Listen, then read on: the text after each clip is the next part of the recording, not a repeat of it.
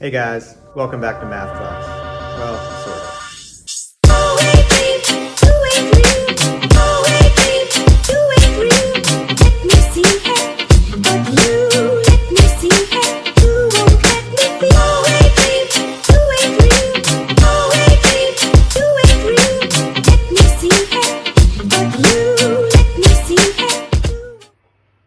Let's take a look at one more example of an inclusive event. Okay, so compound event. All right, I've got two events. Event A is from a standard deck of cards. If I pull out a single card, event A is that it's a number card, so 2 through 10. And then event B is if it's a heart. Remember, there's 4 suits. All right, hearts, diamonds, spades, and clubs. So if it's a heart. Okay, so that's your two events. All right, these are inclusive events because there are some that they're going to have in common. All right, so let's go through and let's find the probability of them happening at the same time. All right, and let's also find the probability of having the either or. Okay, so let's start off with the compound event where they're happening at the same time. So let's say probability of A and B. All right, so remember that's our symbol for intersection where they overlap. Okay. So we need to think about, okay, so the number cards, all right, we have 2 through 10. Okay. So there's, when we want to go through and count those, so we've got 2, 3, 4, 5, 6, 7, 8, 9, and 10. Those are all our number cards. All right, and then those all occur once for each suit. All right, so there's 4 suits. All right, so the overlap is where we satisfy both. Okay, so the hearts are only one suit, so I'm going to count all the ones that are hearts and also numbers 2 through 10. So we've got the 2 of hearts, right? The 3 of hearts, the 4 of hearts, the 5 of hearts, the 6 of hearts, 7 of hearts, 8 of hearts, 9 of hearts, and 10 of hearts, okay? So the numbers that are there, and these are all hearts. So I've got 1, 2, 3, 4, 5, 6, 7, 8, 9 numbers, all right? And there's only one set of hearts. So I've got a total of 9 that will satisfy both the number card and that it's a heart. So 9 out of a total of 52 cards. So my probability is going to be 9 out of 52. So those are the ones that satisfy both categories. Okay, so that's my overlap. If I want to do the probability of either or, so let's say I want to do probability of A or B, all right, we're going to use the upside down symbol. So we're going to use the U symbol for union. That's going to be either or. So A or B, okay. I'm going to take their individual probabilities, I'm going to add them together, and then I'm going to subtract the overlap. All right, well, we just found the overlap. That's right there. So let's take the individual probabilities of those. So A, all right, number cards. All right, I've got 9 of those out of a possible 13 cards. So individual probability of event A. Okay, let's go ahead and write this out. So individual probability of event A plus individual probability of event B, right, minus the overlap. So A and B, because we don't want to double count. All right, so let's go through and do that. So probability of A is going to be 9 out of a possible 13, right? So 9 out of 13 plus probability of it heart is 1 out of 4 because there's 4 suits and there's 13 out of 52 or 1 out of 4. Okay. And it'll probably be easier for us to convert these into both the common denominator, all right, since this one's already 52. All right, so this one's going to be 36 out of 52. And this one is going to be 13 out of 52. Okay. And then we're going to subtract the overlap, which is 9 out of 52.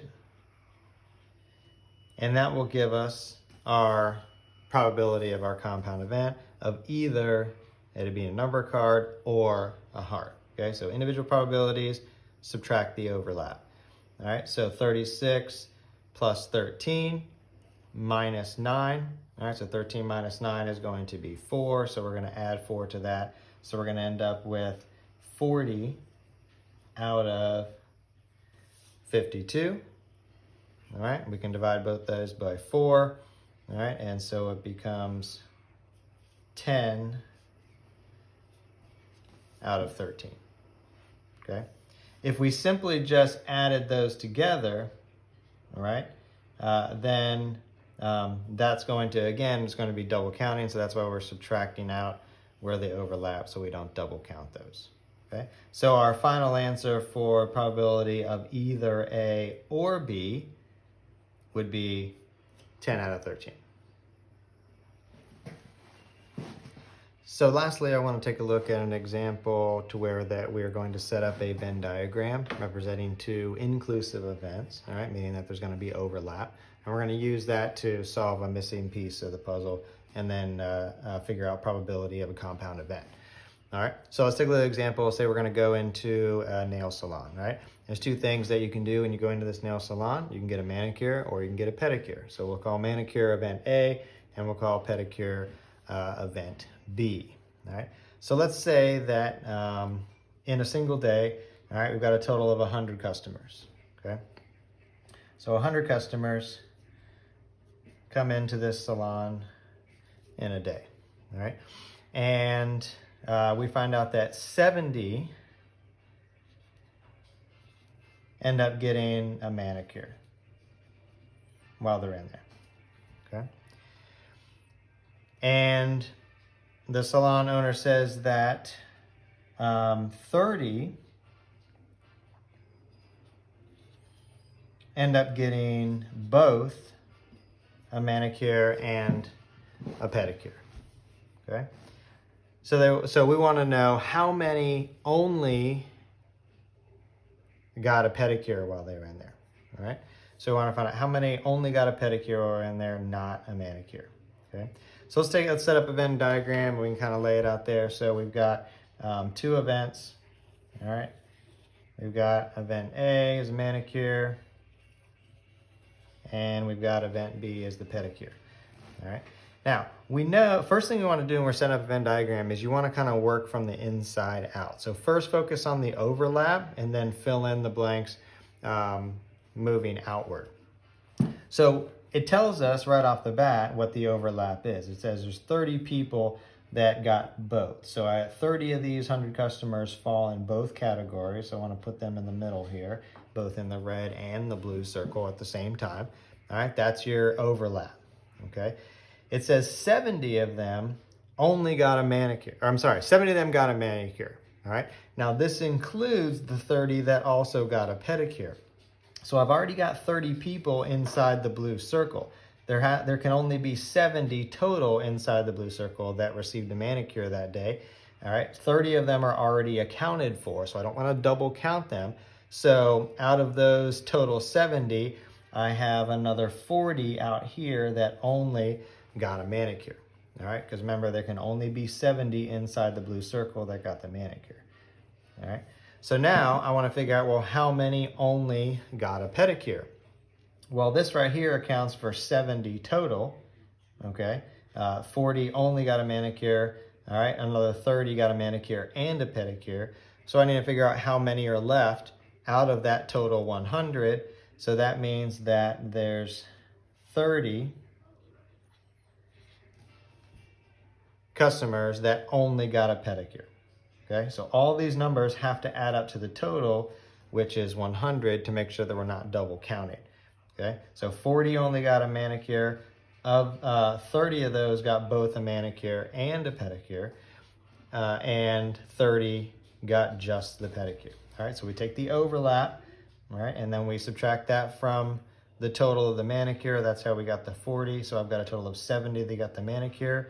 I've got 60 that got a pedicure, all right, but 30 of those got both. So we want to subtract those out.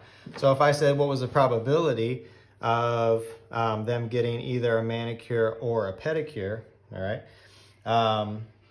Or I would say, what's the probability of I choosing a customer at random and that customer only got a pedicure?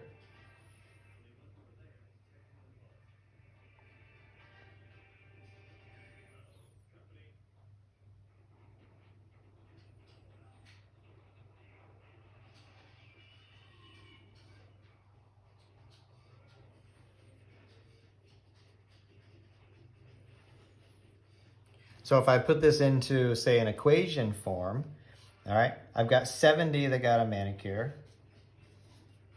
okay, plus I've got a total of 60 that got a pedicure,